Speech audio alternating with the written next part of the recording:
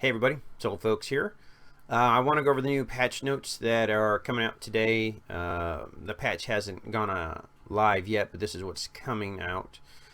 Basically, we're going to see two new heroes. Obviously, assuming one of them is probably going to be a free monthly, one like the login bonus like we had with Max. Don't hold me to that, not 100% sure, but let's kind of look at what we got here. We've got a new tank. It's been interesting. They've been adding a lot of tanks. But we're kind of going to see this ultimate here. It does a counter strike. Within the next 3 seconds, it wards off one long range attack. I don't know how well that works in the sense of if you've got to time that when someone else casts an ultimate, or if like the computer's doing it, if it'll wait until someone casts an ultimate. But when it does, it stops it supposedly, teleports them behind the person that did that, and deals multiple hits of damage, also knocking airborne everybody around them. Question's going to be, what's it going to do with like people like, let's say, Vortex, who disappears and sometimes shows up randomly over the map. So I don't know. This could be good, could be bad. We'll have to wait and see. Then it has this green impenetrable thing. So with 6 limbs, babes, he's going to wave them around for 4 seconds. He's going to block long range projectiles for tanks during that time, and he sends back the first projectile, and after that he gets an increase. So again, he's more designed to stop attacks from coming in. I'm wondering how they're going to determine long range attacks. Do AE attacks count for that? Does it take up more than one block on an AE attack, or is it just against things like Pearl? Or, it's going to be interesting to see how that plays out. So blue is steel on steel. It says when they take damage, has a 25% chance to get a spark. These can be used when all the sparks are used up. He regens health, can store up to 4 sparks. So again, it's one of those percentage things where maybe he gets one, maybe he doesn't. But I don't know. And then finally, every time he takes damage, his armor magic risk will increase, stacking up to 10 times, which is kind of cool because that can really make him super tanky. But at the same time, I don't know. It's going to be interesting to see how it works out for him. The second one coming out is Jasmine. It's going to be a mid-row mage. We're seeing a lot more of this whole sleep meta. I think again you're going to see sleep teams kind of being built around. So basically, the ultimate summons a targetable lamp. It blinds all enemies with darkness. If they destroy the lamp, then everything's okay. But if they don't do it, all enemies fall asleep. Now, of course, you pair this with Tartarus and Pagani. They're doing more damage to people that are asleep. They're, lots of things like that. And then for the green skill, summons a shade at the very end of the back line. So basically, the back line is going to get attacked. It's going to move to the nearest enemy, and it's going to deal area damage upon impact, and it's going to put people to sleep. Again, could be super powerful with the Tartarus, because obviously his skill automatically goes off whenever someone's put to sleep. And the size and damage of the explosion decreases as the shadow moves. So it's going to be one of those things, maybe if you've got like a totem, would be helpful to stop against that. But could be an interesting way to kind of beat some backline teams that we see lately. The blue skill is going to do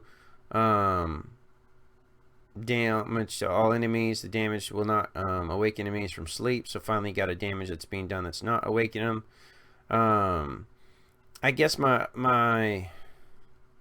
real question, no one's talked about this yet, is we see these green and blues. If this is going to be another Noel and Snow where it's 2 different people, I hope not, because that would be super overpowered with this kind of setup. But somebody asked me that, and I said I don't know. But finally, the passive, basically every time an enemy falls asleep, attack, ability, damage, and power will increase for all hours for a brief time.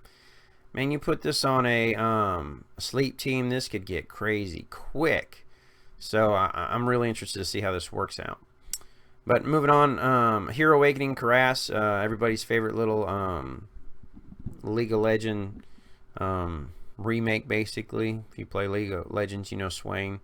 Basically, he gets an awakening, so now when he drops to 0, he gets a huge hit point, an energy increase, and a backfire effect where he'll continue to lose health for the next 10 seconds, but it also doubles all the healing received. So kind of like that whole Swain thing.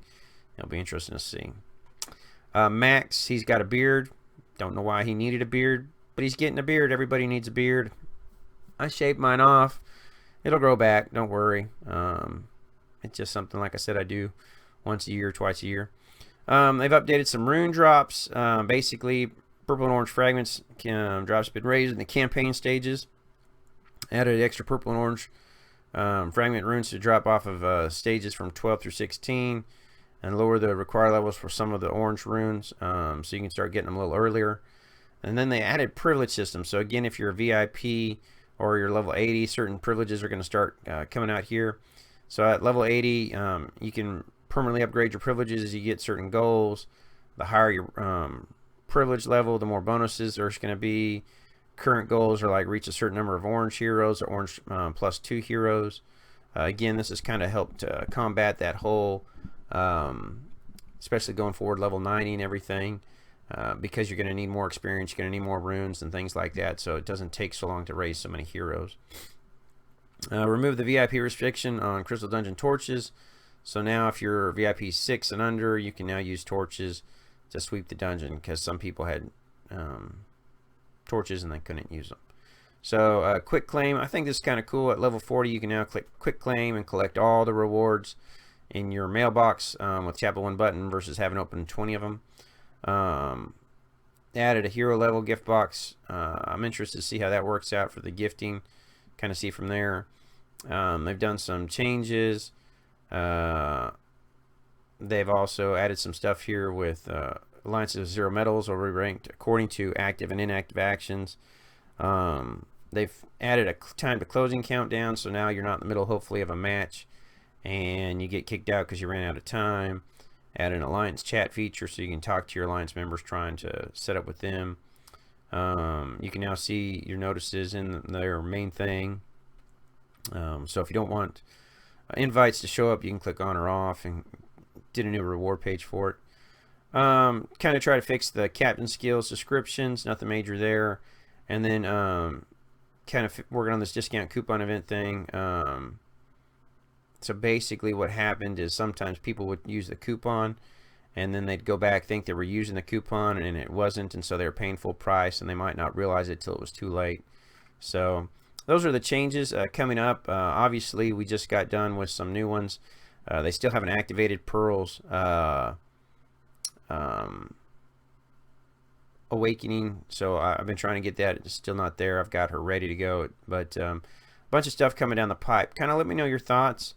Really interested to hear what you think about these 3 things here. One with the Awakening for Karas, if that's going to bring him at all into mainline use, and then 2, the option of 2 new heroes. The potential, is it going to be a dual hero because they're looking at green and blue, and if that's kind of the new meta they're going to, you know, I'm interested to see how that works out. So hope you all are having a great one. Thanks for watching, guys, and let me know your thoughts. Talk to y'all later.